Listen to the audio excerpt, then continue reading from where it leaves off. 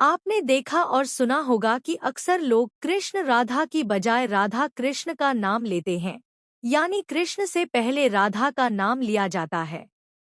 इसके पीछे एक बड़ा रहस्य छुपा हुआ जिसका जिक्र स्वयं भगवान श्री कृष्ण ने किया है।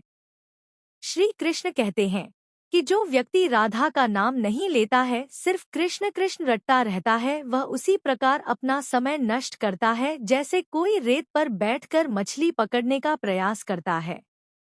श्री कृष्ण ने कहा है, इसलिए कृष्ण से पहले राधा का नाम लेना चाहिए।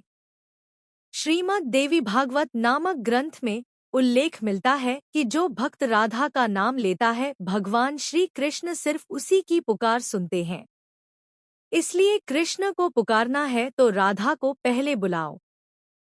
जहाँ श्री भगवती राधा होंगी वहाँ श्री कृष्ण खुद ही चले आएंगे। पुराणों के अनुसार भगवान कृष्ण स्वयं कहते हैं कि राधा उनकी आत्मा है।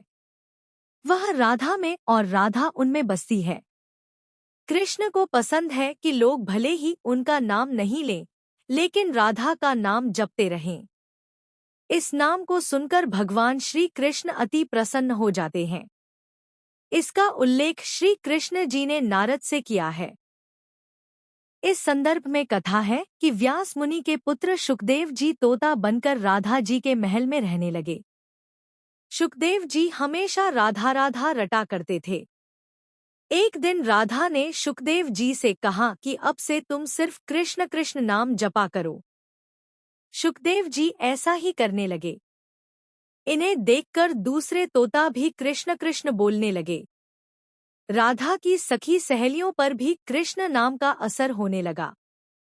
पूरा नगर कृष्णमय हो गया, कोई राधा का नाम नहीं लेता था। एक दिन कृष्ण उदास भाव से राधा से मिलने जा रहे थे। रास्ते में नारद जी मिले और श्री कृष्ण के उदास चेहरे को देखकर पूछा कि प्रभु आप उदास क्यों हैं? श्री कृष्ण कहने लगे कि राधा ने सभी को कृष्ण नाम रटना सिखा दिया है। कोई राधा नहीं कहता, जबकि मुझे राधा नाम सुनकर प्रसन्नता होती है। जब राधा ने यह बात सुनी तो उनकी आंखों भर आई।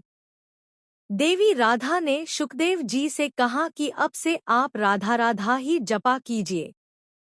उस समय से ही राधा का नाम पहले आता है, फिर कृष्ण का।